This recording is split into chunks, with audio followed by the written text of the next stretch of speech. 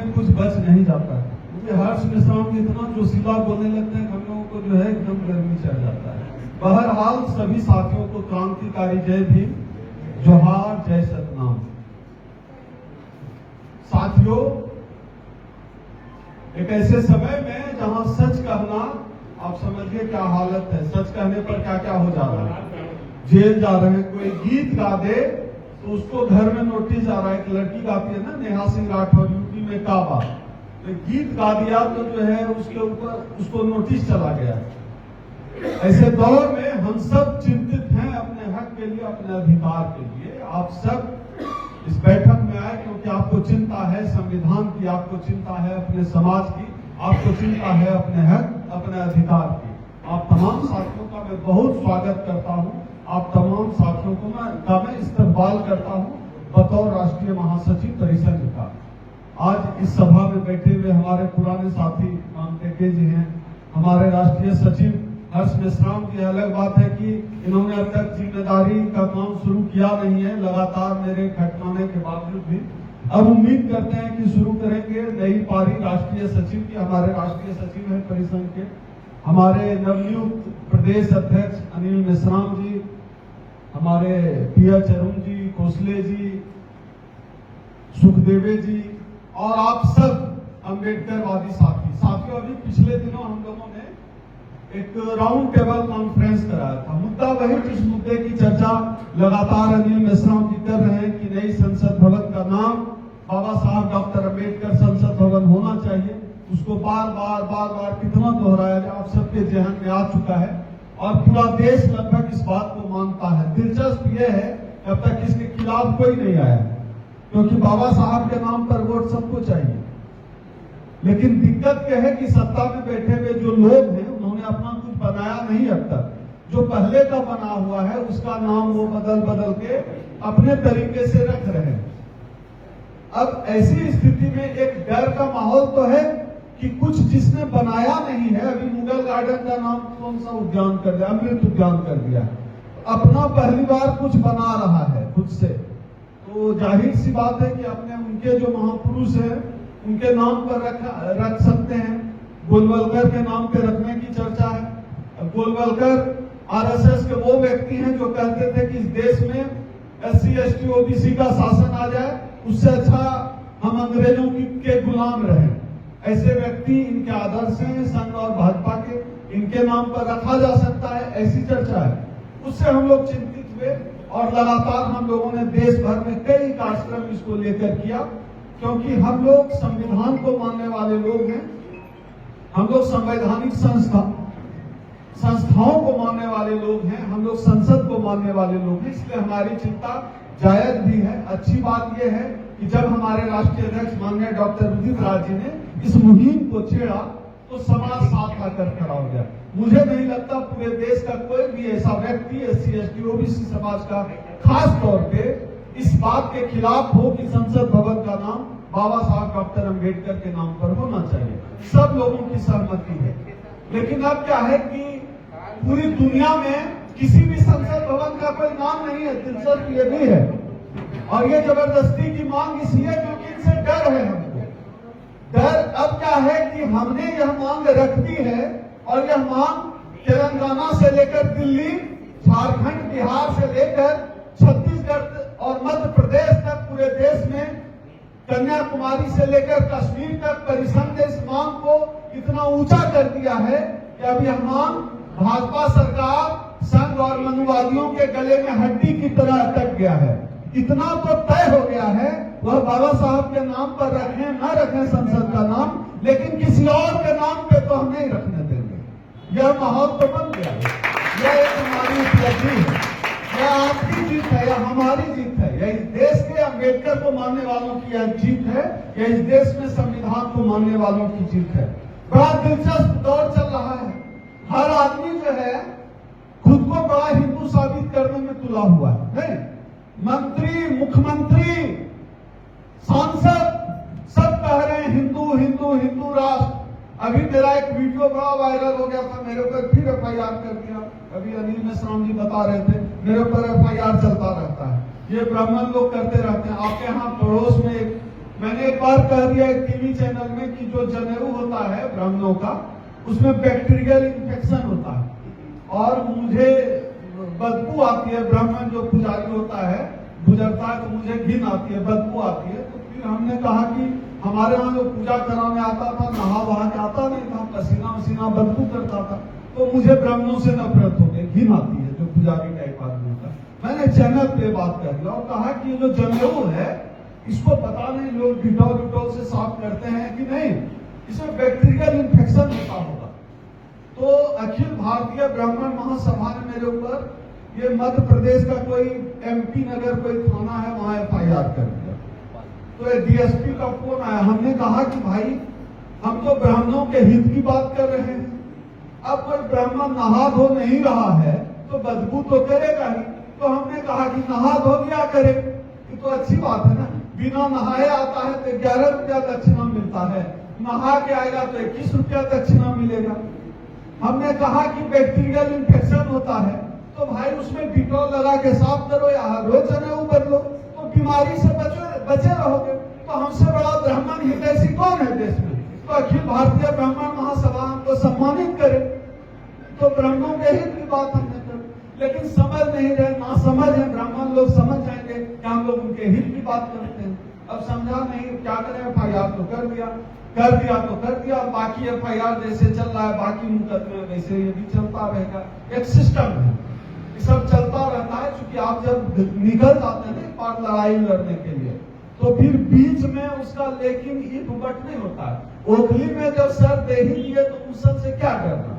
इस देश की सरकार, आप समझिए, प्रधानमंत्री जब 2014 में बनते हैं, जाके संसद में माथा टेकते हैं और उस दिन से घोषणा हो जाती है कि नई संसद बनेगी।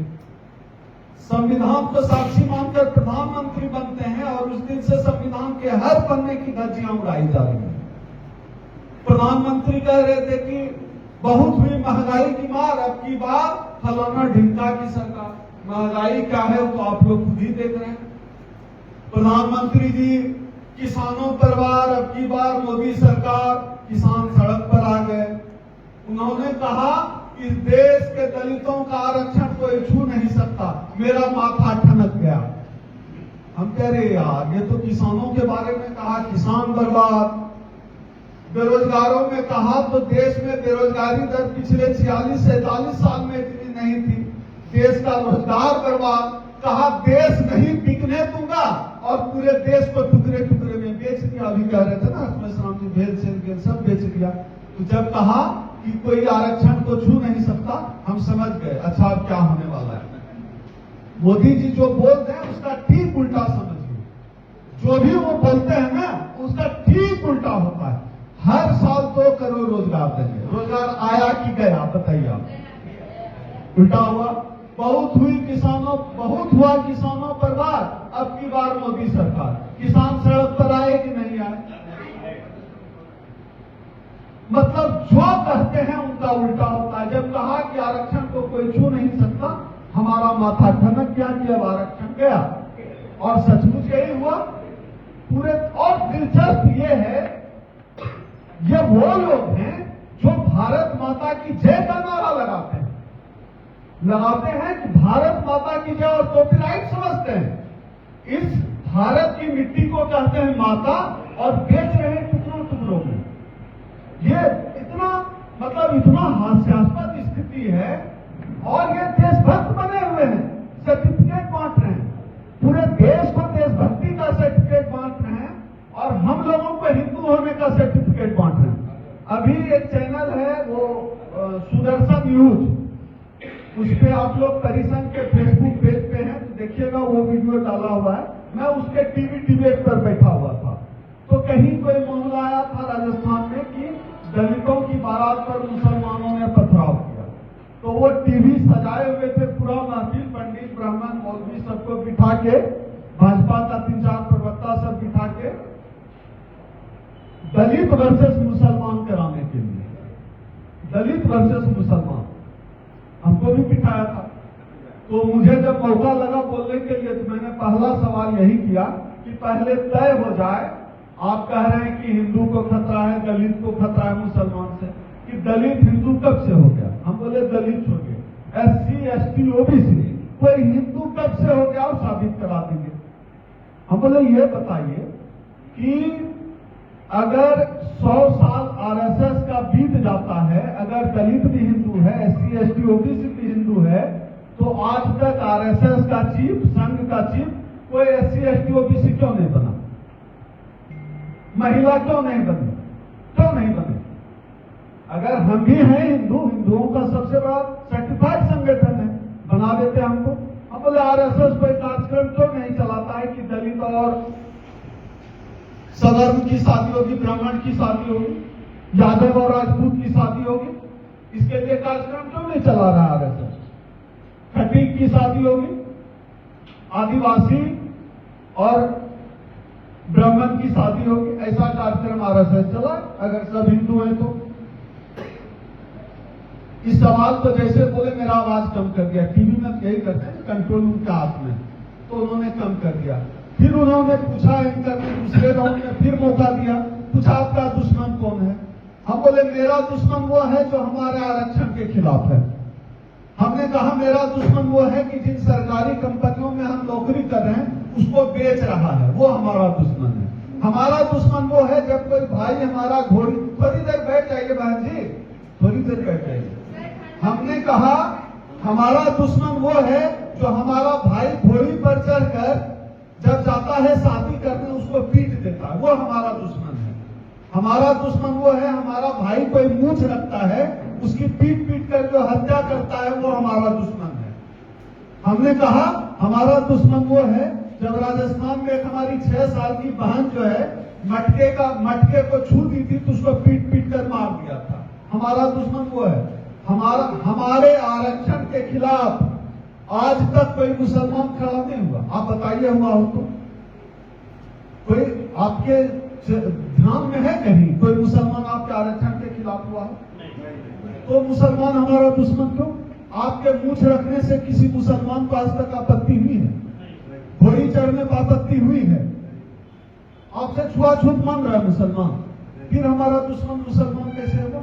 हमने टीवी चैनल पे कहा हमारा दुश्मन मुसलमान नहीं, हमारा दुश्मन ब्राह्मण है, हमारा दुश्मन सवर्ण है।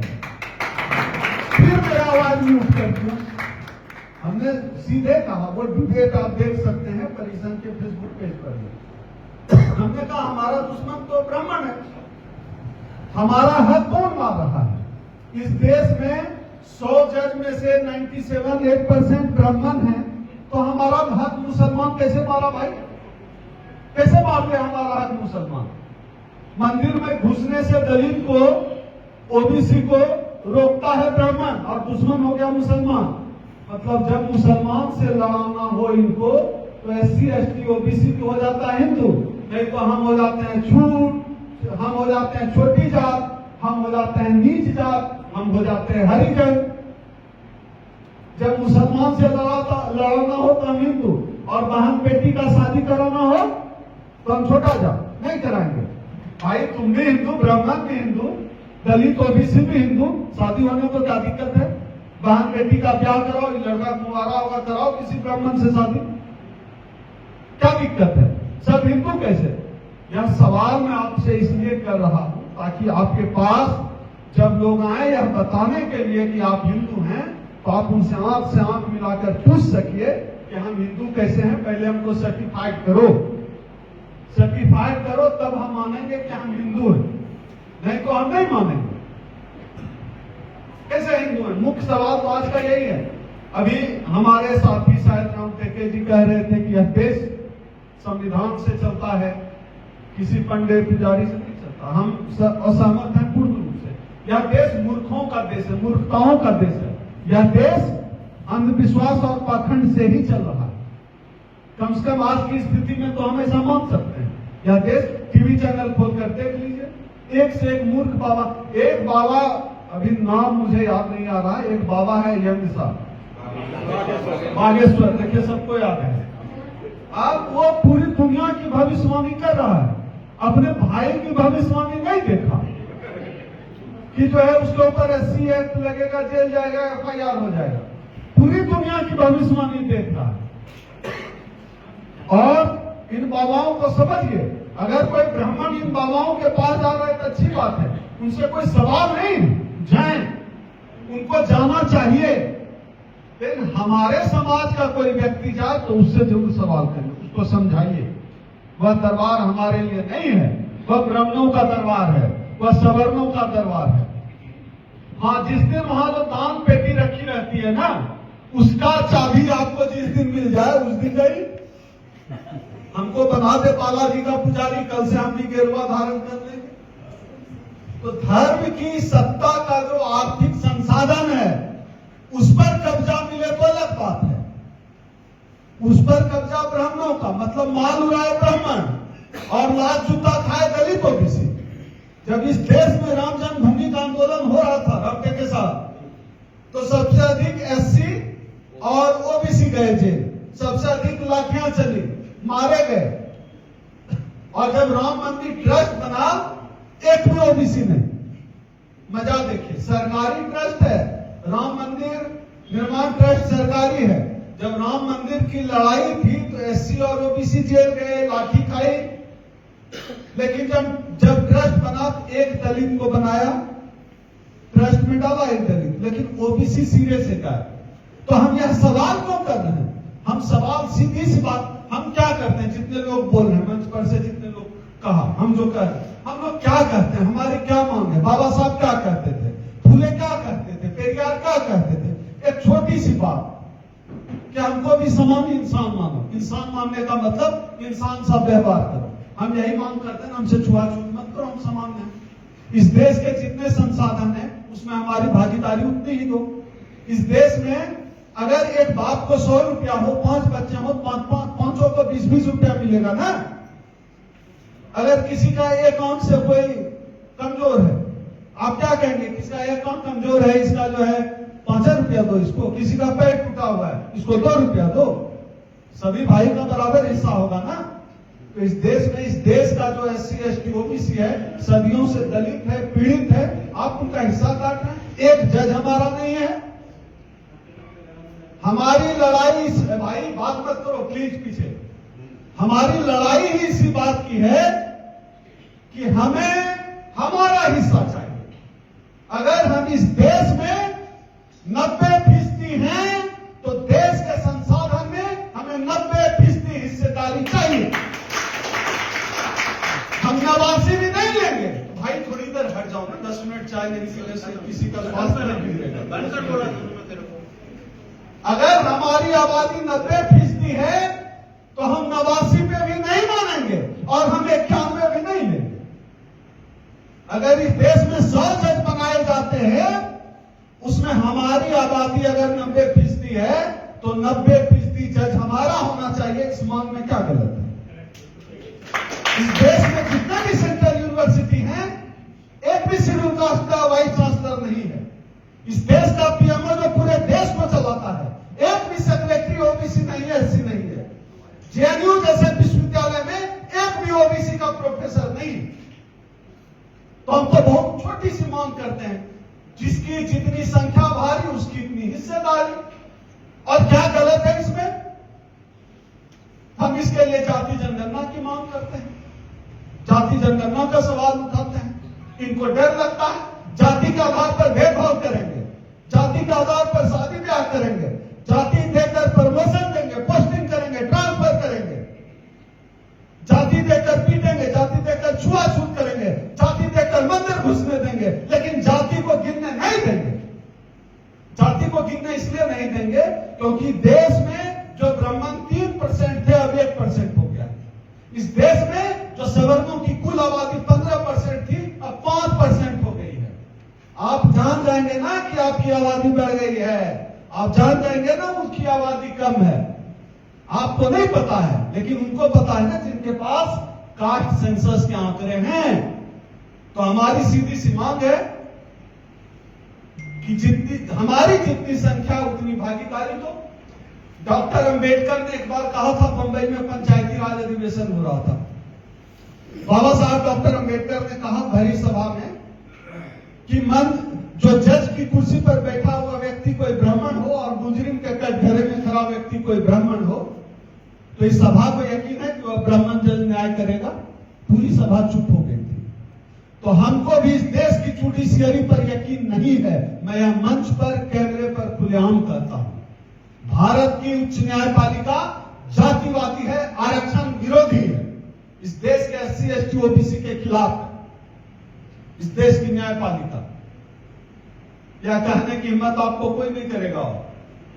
सुप्रीम कोर्ट का नाम लेते हुए सबका पैजामा गीला होने लगता है। परिसंघ है जो न्यायपालिका का यह जो भ्रष्टाचार है, जातिवादी भ्रष्टाचार है, हम इसके खिलाफ बोलते हैं, हम इसके खिलाफ लड़ते हैं। एक घटना का जिक्र मैं करता हूं। अभी लॉकडाउन चल रहा था, उत्तराखंड सरकार का फैसला आया था आरक्षण के खिलाफ। उत्तराखंड मामले में सुप्रीम कोर्ट का डिसीजन आया था। तो हमारे राष्ट्रीय अध्यक्ष उदित राज जी अपने साथियों के साथ मैं भी शामिल था, सुप्रीम कोर्ट से 20 मीटर दूरी जाकर खड़े हो गए और वहां सुप्रीम कोर्ट सामने, वहां जाकर नारा लगाया, सुप्रीम कोर्ट मुर्दाबाद, सुप्रीम कोर्ट जातिवादी है। यह कहने की हिम्मत किसी और संगठन में नहीं है। हम पूरे देश में मुहिम इसलिए छेड़े हुए हैं। अभी हमारे राष्ट्रीय अध्यक्ष जी कह रहे थे तकनीकी कारणों से बहुत लोगों तक आवाज हो सकता है ना पहुंची हो। उन्होंने नारा दिया है, साथ चलो मिलकर लड़ो।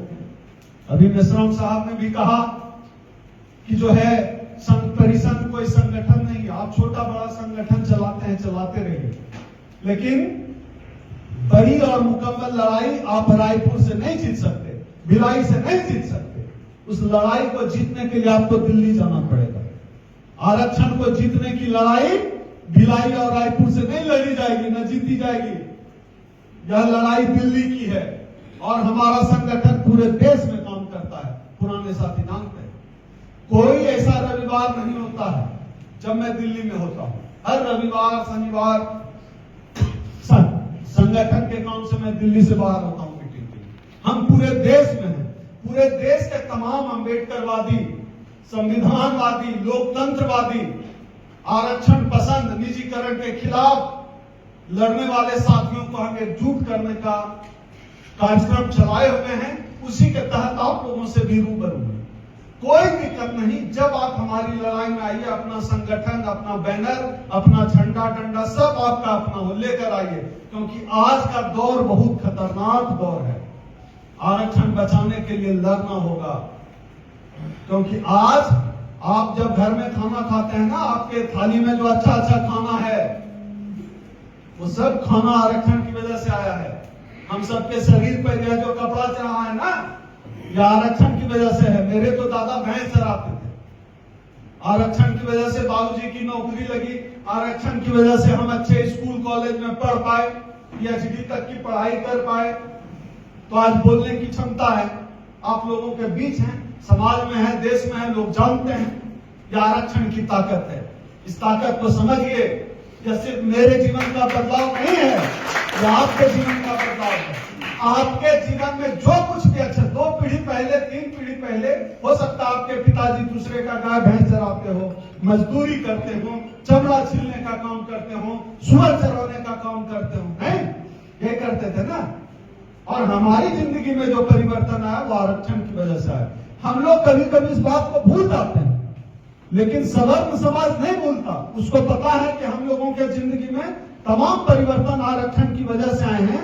इसलिए जैसे रावण की नाभि का कहानी है ना, जो मिथक, तो उस पर चोट करता है आरक्षण पे। निजीकरण कोई डेवलपमेंट का एजेंडा है, निजीकरण आरक्षण के खिलाफ है। निजीकरण सिर्फ इसलिए ताकि इस देश के SC ST OBC समाज के गले में फिर से हरिया लटकाया जाए, कमर में झाड़ू टांगा जाए।